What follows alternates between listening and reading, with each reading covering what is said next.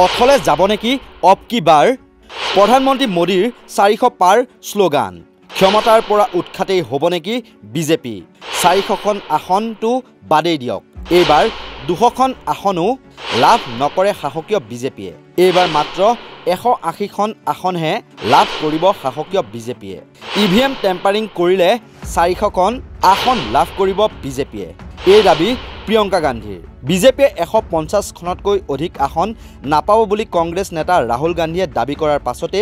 এইবাৰ এই সন্দৰ্ভত মুখ খুলিছে কংগ্ৰেছ নেত্ৰী প্ৰিয়ংকা গান্ধীয়ে কংগ্ৰেছ নেতা ৰাহুল গান্ধীৰ এই মন্তব্যই তুলপাৰ লগোৱাৰ পাছতে এইবাৰ কংগ্ৰেছ নেত্ৰী প্ৰিয়ংকা গান্ধীয়ে ৰাহুলৰ দৰে বিজেপিৰ আসন সম্পৰ্কত ভৱিষ্যতবাণী কৰিছে উত্তৰ প্ৰদেশৰ সাহাৰণপুৰত দলীয় কাৰ্যসূচীৰ পিছত প্ৰিয়ংকাই কৈছিল যে বিজেপিয়ে কোনো প্ৰকাৰে 180খনতকৈ অধিক আসন নাপায় একে সময়তে মূল্য বৃদ্ধি আৰু নিবনুৱা সমস্যাক লৈ তেওঁ মোদী চৰকাৰক সমালোচনা কৰে প্ৰিয়ংকাৰ ভাষ্য 400 পাৰ কৰাৰ যিমানেই শ্লোগান নিদিয়ক ইভিএমত জালিয়াতি নকৰিলে 180খনতকৈ অধিক আসন নাপায় বিজেপিয়ে এনেদৰে প্ৰিয়ংকাই বিজেপিৰ নাম নোলোৱাকৈ ইভিএম ৰিগিঙৰ অভিযোগ উত্থাপন কৰে কি ভিত্তিত বিজেপিয়ে 400তকৈ অধিক আসন পোৱাৰ দাবী কৰিছে নাজানো ইতিমধ্যে তেওঁলোকে কিছু জালিয়াতি কৰা যেন লাগে সেইবাবে তেওঁলোকে 400ৰো অধিক আসন লাভ কৰিব বুলি দাবী কৰিছে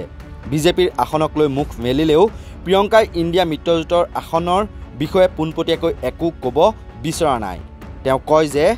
মই কোনো জ্যোতিষী নহয় কিন্তু কংগ্ৰেছে এইবাৰ ভাল ফল দেখুৱাব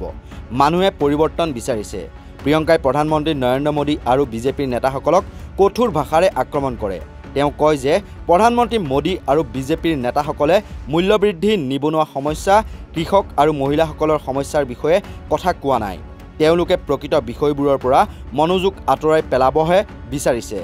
সংবাদ মাধ্যমে প্ৰধানমন্ত্ৰীক সুধিব লাগে যে তেওঁৰ দলৰ নেতাসকলে কিয় সংবিধান সলনি কৰাৰ কথা কৈছে সংবিধানত মানুহৰ অধিকাৰ সুৰক্ষিত কৰাৰ কথা কোৱা হৈছে সেয়া সলনি কৰিব নোৱাৰি প্ৰিয়ংকা গান্ধীৰ এই ভৱিষ্যতবাণী ফলিয়াই নে নাই সেয়া অহা 4 জুনতহে স্পষ্ট হ'ব ভিডিঅ' এডিটৰ প্ৰসিদ্ধ দাসৰ সহযোগত news desk report north east নাও